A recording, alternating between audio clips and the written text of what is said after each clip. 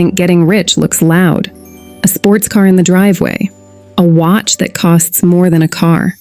A house so big it needs its own zip code. That's the picture we've all been trained to imagine when we hear the word wealthy. But here's something almost nobody tells you.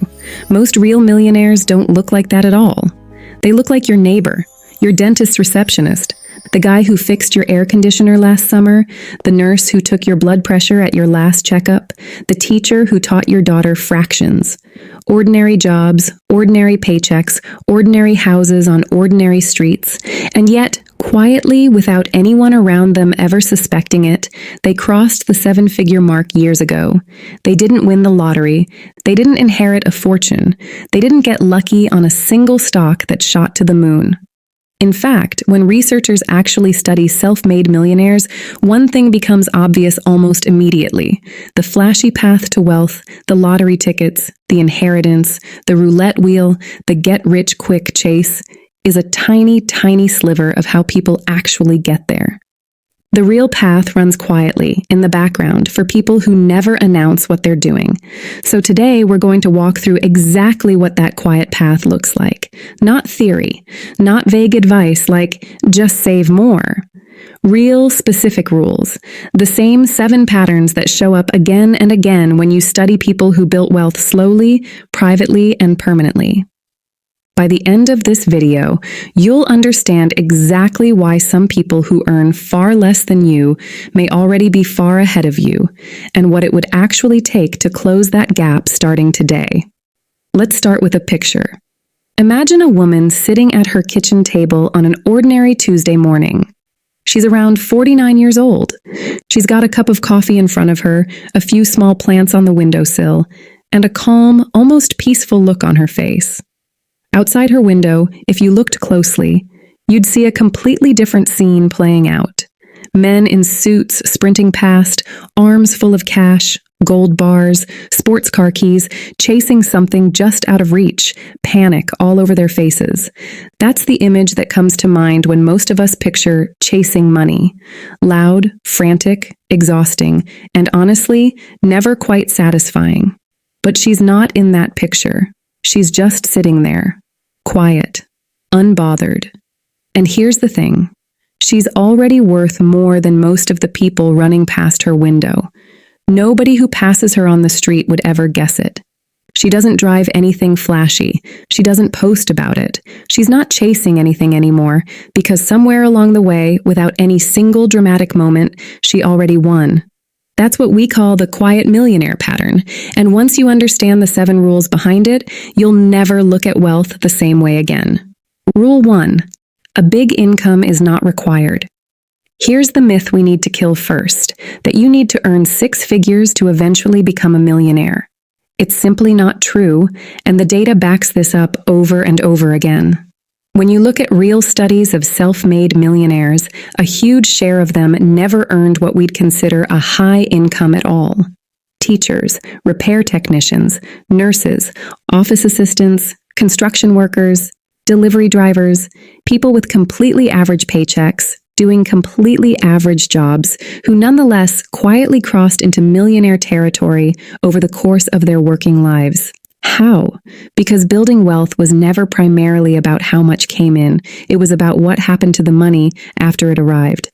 2 people can earn the exact same salary for 20 years and end up in 2 completely different financial universes, purely based on the habits they built around that income. One treats every raise as an excuse to upgrade their lifestyle. The other treats every raise as an opportunity to widen the gap between what they earn and what they spend. That gap, not the size of the paycheck, is the actual engine of wealth. If you earn $70,000 a year and consistently save and invest 15% of it, you will, over time, out-earn someone who makes $200,000 a year and spends every cent of it. It sounds almost too simple to be true, but it's the single most consistent finding in every serious study of how ordinary people become wealthy. Income opens the door. Behavior decides whether you walk through it. Rule 2. Spend below your identity, not just your income. This rule is subtle, and it's the one most people get completely backwards. Most financial advice tells you to spend less than you earn. That's true, but it's incomplete. The deeper rule is this: spend less than the version of yourself that other people expect to see. Picture a grocery store checkout line. One person rolls up with a cart overflowing with expensive imported snacks, dressed head to toe in visible luxury branding, the watch, the bag, the jewelry, loudly narrating his purchases to anyone within earshot. Standing quietly behind him in line are two other people. One is dressed plainly, worn sweater, patched sleeves, carrying a simple reusable grocery bag. The other is in a modest work outfit, holding a small basket. On the surface, it looks obvious who's doing well and who isn't. Except it's almost never that simple. The person performing wealth loudly is very often the one under the most financial pressure, the one whose spending exists specifically to be seen, to be validated, to prove something. Meanwhile, the two quiet people in line behind him may be sitting on investment accounts that would shock him if he ever saw the numbers. This is the trap of what researchers call lifestyle signaling. The moment your spending becomes about what other people think of you, rather than what actually improves your life, you've started leaking wealth in a direction that never comes back. Quiet millionaires almost universally break this habit early. They're not anti-nice things. They simply refuse to let other people's opinions dictate their spending. Their car, their clothes, their house, all chosen for function and genuine preference, not performance. Rule 3. Start investing early, even with small amounts. If there's one rule that separates people who build real wealth from people who stay stuck, no matter how disciplined they are with saving, it's this one. Money that sits still doesn't grow. Money that's invested does, and time is the single biggest lever you have. Here's the part that's hard to feel emotionally but impossible to argue with mathematically. Imagine two versions of the same person. One starts investing $200 a month at age 25. The other waits until age 35 to start, but then invests double, $400 a month, trying to catch up. Assuming a reasonable long-term average return, the person who started at 25 will still end up with significantly more money by retirement age than the person who started later and invested twice as much per month. The 10-year head start is worth more than doubling the monthly contribution. That's how powerful early investing is, and it's also why waiting for the right moment or the extra money to start is one of the most expensive decisions a person can make, even though it feels harmless in the moment. This is why quiet millionaires rarely talk about picking the perfect stock or timing the market. They talk about starting. $20 a week beats $0 a week by an amount that compounds into something enormous over 20 or 30 years. The habit matters more than the amount, especially in the beginning. Rule 4. Get comfortable with uncomfortable charts. Nobody warns you about this part, and it's probably the biggest reason otherwise smart people sabotage their own investing without realizing it. When you invest, your account balance will not move in a smooth, comforting, steadily rising line. It will look jagged, unpredictable, occasionally alarming. Sharp drops followed by sharp recoveries followed by long, flat stretches that feel like nothing is happening at all. Two professionals studying a screen full of that exact kind of volatile, zigzagging chart will often have the same instinctive reaction, a flash of discomfort, a slight tightening in the chest, an urge to do something, sell, pull back, wait for things to settle down. That instinct is completely human, and it is also, almost every single time, the wrong move. The people who build real wealth through investing are not the ones who never feel nervous watching their portfolio swing. They're the ones who feel that discomfort and stay invested anyway, because they understand something the anxious, reactive investor doesn't. Volatility is not the same thing as loss. A paper loss on a Tuesday afternoon means nothing if you weren't planning to sell on that Tuesday afternoon. The market's short-term noise is simply the price of admission for its long-term growth. Quiet millionaires learn to sit with that discomfort the way you'd sit through turbulence on a flight. Unpleasant, but not a reason to open the emergency exit at 30,000 feet. Rule 5. Kill debt early, especially the expensive kind. Every dollar you owe at a high interest rate is quietly working against every dollar you're trying to grow. This is one of the most mathematically brutal truths in personal finance, and it's why so many people feel like they're working hard and getting nowhere. Because they are, in a sense, running on a treadmill that debt keeps speeding up underneath them. Think about what happens at night, metaphorically, to someone carrying heavy, high-interest debt. While they sleep, that debt doesn't rest. It accrues, it compounds, it grows a little larger every single day, whether they're thinking about it. Not.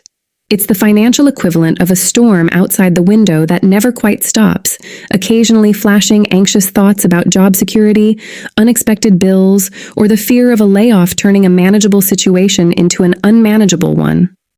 Quiet millionaires treat high-interest debt like a fire that needs to be put out immediately, not managed indefinitely.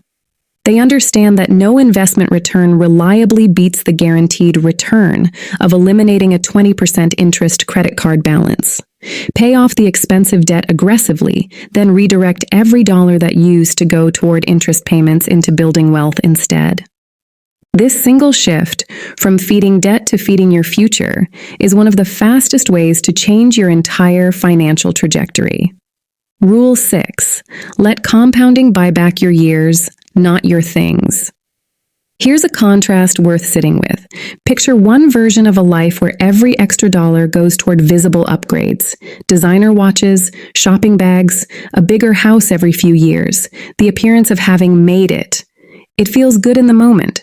It photographs well, but look closely, and that lifestyle often runs on a treadmill of its own, requiring the income to keep flowing forever just to maintain appearances. Now picture a different version of that same life, where instead of buying things, someone was quietly, patiently planting something else entirely, a portfolio that, year after year, grows a little more resilient, a little more self-sustaining, like a tree that eventually produces more than you put into it. Calendar pages fly by in this version of the story, not because time is being wasted, but because time is exactly the ingredient that makes this tree bear fruit. Eventually, that tree doesn't just hold value. It produces income on its own. It buys freedom. It buys the ability to choose how you spend your Tuesday mornings instead of being told how to spend them. This is the real prize quiet millionaires are chasing, even if they rarely say it out loud. Not more stuff, but more years of their own life back. Years they get to spend the way they choose, because the money is finally working hard enough that they don't have to. Rule 7. Reject the shortcuts and the noise. If you've ever felt like personal finance content on the internet is designed to make you anxious, you're not imagining it. Open any app and you're instantly surrounded. Screens flashing, get rich now, urgent red arrows, strangers claiming they turned $500 into $50,000 overnight, ads for the next big secret that the wealthy don't want you to know. It closes in from every direction, loud, aggressive, engineered to make patience feel foolish and urgency feel smart. Here's the uncomfortable truth about almost all of it. If it sounds like a shortcut, it's very rarely one.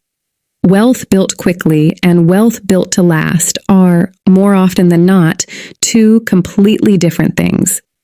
The person who tripled their money in a month on some speculative trend is statistically far more likely to be telling you about their one lucky win than about the 5 losses that came before or after it. You just never hear about those, because nobody makes a video bragging about the times it didn't work. Quiet millionaires develop something like a filter for this noise. Not cynicism exactly, just a quiet, grounded skepticism toward anything promising extraordinary results with no real time or risk attached.